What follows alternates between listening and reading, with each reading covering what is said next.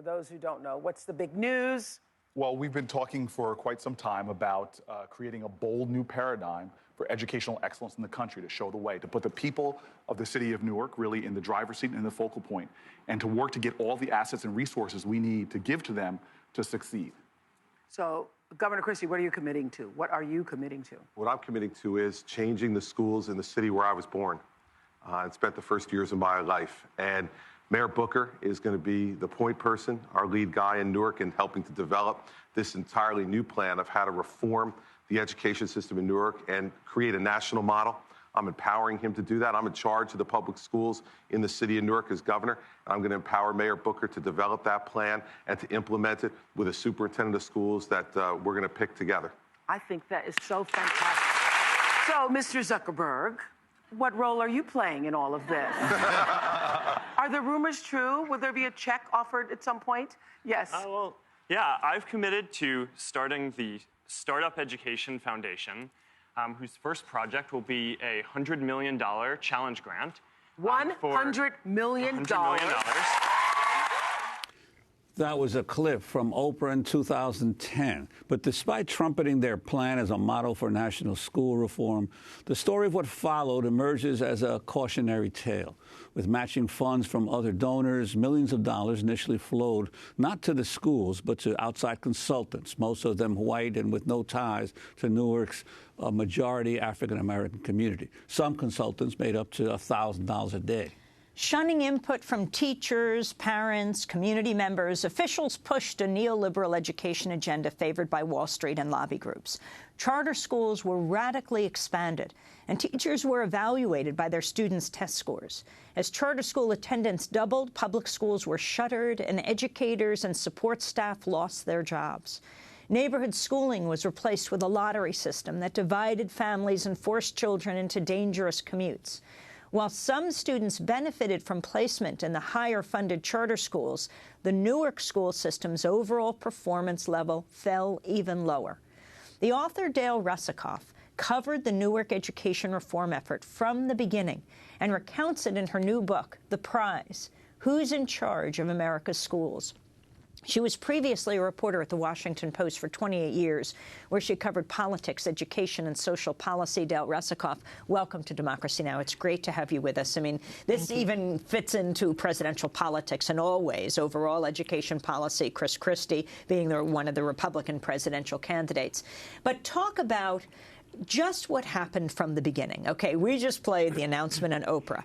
Mark Zuckerberg, $100 million he's giving to the Newark school system. What happened?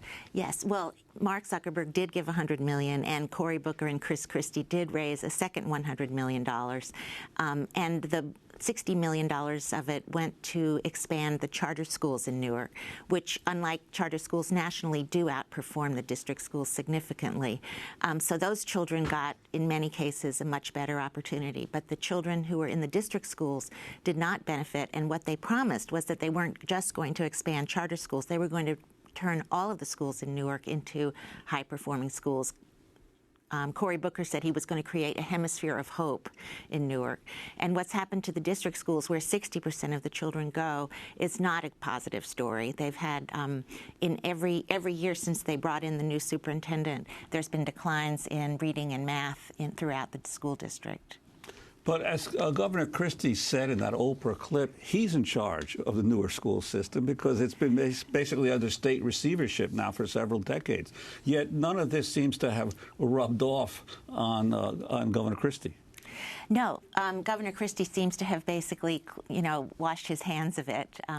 Just when he started his campaign on an intensive daily basis, he moved out the superintendent who he had brought in, who had become the focus of all of the controversy, brought in another, his former education commissioner to run the show, and announced that he's going to return over the course of the next few years, maybe within a year, return control of the district after all these years to the Newark voters. This also is a story about the education of Mark Zuckerberg. Yes. Explain what he understood at the beginning, how the money would be used, and how involved he has been.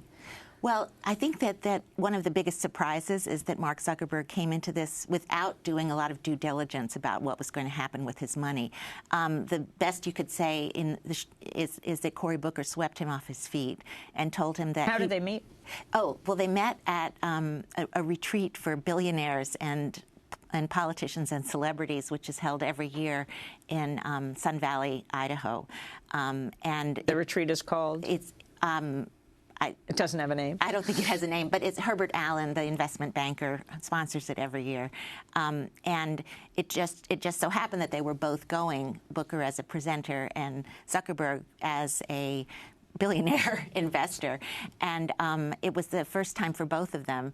And they met, and Cory Booker knew that Zuckerberg was going to be there. And he knew also that Zuckerberg was contemplating at age 26 his first act as a philanthropist, and that he wanted to do something, quote, big, unquote, in education. And Booker persuaded him that this was something that he should invest his money in, that Newark was on the verge of a revolutionary change in education, and that his $100 million could make a big difference.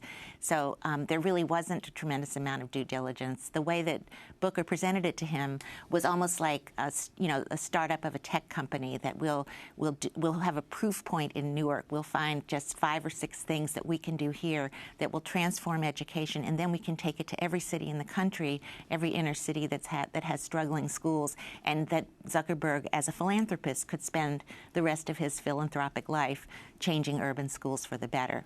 And you talk a lot about in the book about how this was an attempt, as much of what's happening in education it is today, of reform from the top down. Yes. Of a few people coming up with a plan, finding the finances, and then imposing their will on all the other stakeholders in the system. Could you talk about how that played out in Newark? Yes. Well, it sounded like it would play out pretty easily because Christie, as the governor, controlled the schools. The governor had controlled the schools for, at that point, 15 years because there had been a state takeover in 1995 after findings of rampant corruption and terrible neglect of students. So, but the state had not really improved the situation in Newark.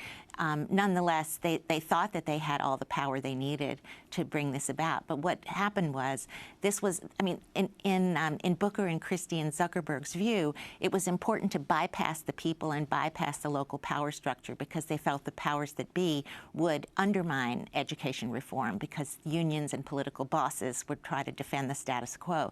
So their point was, in the name of the children, we're going to bypass the democratic process.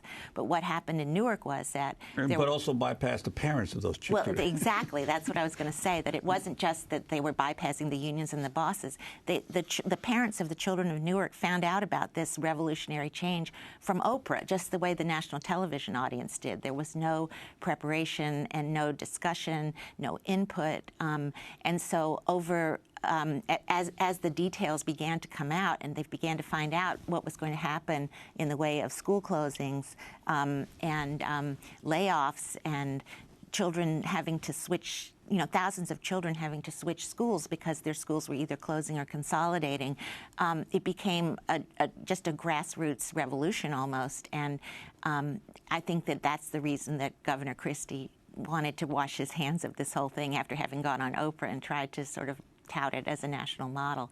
And so the political uprising ended up almost, well, not single-handedly, but significantly helping to elect Raz Baraka, who was a high school principal who ran for mayor almost exclusively on a platform of stopping these reforms. And even though the education reform movement put over $5 million into the campaign of his opponent, he won significantly just because of this grassroots uprising. So it wasn't just unions and bosses, it was parents and people in Newark who felt that that somebody who didn't understand the children and whose interests they weren't really sure of was in charge of their schools. Has the money been spent? Almost all of it has been spent. There's actually $30 million that hasn't been spent because it was raised and allocated for a principal's contract and for buyouts of bad teachers. And neither of those things came to pass. The principals and the district never reached an agreement, and the buyouts never materialized. So there's $30 million left, and it looks as if there may be some kind of agreement between the Christie administration and Ras Baraka to spend some of that money on creating community schools, which are schools that would have social services not just for students but also for adults and for neighborhoods, and that schools could be something of a community center after the school day for children in the neighborhood. I wanted to ask you about some of the key figures that were involved in this. A couple of them actually worked for a time in the New York public school systems. Chris Cerf and Cerf Anderson, their roles and the internal battles and what happened to them as a result of these parent uprisings. Yes. Well, Chris Cerf was the state commissioner of education, who was in charge of the Newark schools by virtue of being Christie's agent in charge of education in the state, and he was the supervisor and boss of the superintendent, Cami Anderson. And Cerf had been the #1 deputy to Joel Klein, who was chancellor of New York City schools for 8 years and had become a national champion and national hero of the education reform movement. And so Cerf basically brought the same ideas that Joel Klein had used in New York and wanted to have, and he was in very many ways the architect of what happened in Newark and followed Joel Klein's model. They hired Cami Anderson to be the superintendent, and she had been one of Klein's deputies. She was in charge of alternative schools in New York City. So that included the students who were in prison on Rikers Island. That included pregnant teenagers, people who had aged out of the system and came back as adults to learn. So she had the most challenging students in New York City. And interestingly, the Cerf's idea was to, and Booker's idea and Christie's idea and Zuckerberg's idea was to use charter schools as a big part of this expansion and reform, and also then to take the district schools and try to make them much more sort of running on a business model and have a lot more accountability for teachers, have high penalties for teachers who were the weakest and great rewards for those who were the best, some of which materialized. So anyway, but Cami Anderson became the superintendent and was in many ways the lightning rod for all of these reforms. I want to turn to comments recently by Chris Cerf, the new state-appointed superintendent of Newark Public Schools. Graduation rate is improved considerably, and that's probably the most important statistic of all. High school? High school graduation rate. It's gone from the mid-50s up into the mid-60s. The percentage of students who are graduating from high school, having passed what our exit exam here in the state called the HESPA, has gone up significantly. There's been some very important work in professional development. That's Newark School Superintendent Chris Cerf appearing on the program One-on-One. Your response to that, Russakoff? Well, the graduation rate has gone up, but it actually went up in the first year that Cami Anderson was there and has been flat ever since. So those were students who had already been in the schools for 3 years. It's not clear that what they've been doing in Newark has increased the graduation rate. And unfortunately, if you look at college readiness, the ACT shows that only 2 to 5% of students in the comprehensive high schools are college ready. Those comprehensive high schools are schools that are not magnets and not charters. So I think that, it's very unclear what's going on at the high school level. And if you look at the kindergarten through 8th grade, all of the test scores have gone down since Cami Anderson became the superintendent. I don't think that's because she has, because she damaged the schools and what she did. I just don't think that, the changes that she made were the changes that she made were probably, in many cases positive, but there was no focus on getting more money to the classroom to support the kids who have such incredible needs in Newark and in cities like it. You have a lot of poverty, children witness violence on a regular basis, and for teachers to try to reach those kids, there has to be more support. Well, now you're in a situation where you have a mayor who came to power basically opposing these neoliberal reforms in the school system, but yet he has no impact or control over the school system. So he's now in a position where he's uniting with the parents to continue grassroots opposition, the mayor and the parents to his own school system. Yes, yes. And he's also in a funny position because he is now sort of in alliance with Christie and with Chris Cerf, Chris Cerf is now the superintendent of schools.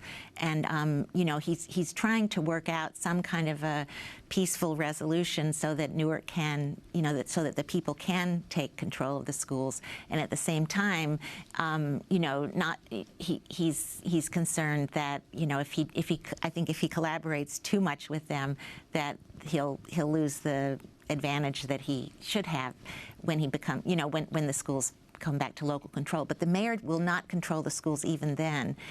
It'll be an elected school board. He'll have a lot of influence over those people, you know, over the elections, but he won't control them or the schools. The grassroots uprising you describe, how did parents organize? Some of your most beautiful passages, or how the teachers and the principals battled for the students who have grown up in poverty in one of the poorest cities in the United States, and what they tried to do as well.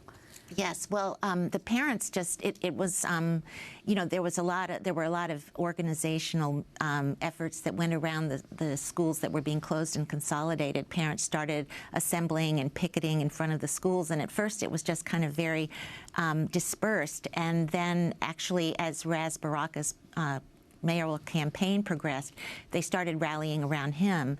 And instead of just turning up at individual schools, there were mass meetings at churches that he often appeared at, and parents from all the schools came. And they, you know, there was just this feeling that we don't know what's happening to our schools or to our kids, and we don't trust the process. And you know, he became the rallying point for them in their opposition. And I think that there was also a sense that their teachers, they trusted their teachers and they trusted their principals, and they didn't trust the people who were in charge of whatever, you know, these reforms were bringing about. And the lessons of Newark for the rest of the country, because obviously education battles are sprouting throughout America, whether it's over Common Core or whether it's over opting out of standardized tests, and the number and percentage of charter schools that are developing in all the major cities in the country and pushing out public schools. Your sense of what the main lessons that you draw that people across America should learn from your book? Well, I think that what happened in Newark, you know, in terms of just the, you know, the political uprising against the changes, came from parents feeling that somebody's in charge of education who doesn't understand our kids. And while, you know, Newark is very different from suburban communities, I think that's the feeling a lot of suburban parents have who are upset about testing. They feel that this is not in the best interest of our kids, or at least this level of testing isn't in the best interest of our kids. And so it's the same, you know, it's in many ways it's the same impulse. You had extensive access given to you by Cory Booker. Can you talk about how he felt about the students? Would you say he put it above his political career? Well, I think that he cares very much about students. He relates to them when he's in schools. You can see that, you know, he really does care a lot about the kids. But he did not stick with this plan. I mean, I think once he got the $100 million gift and once he'd gone on Oprah to announce it, there was a lot less focus on the ground of really carrying out changes in Newark.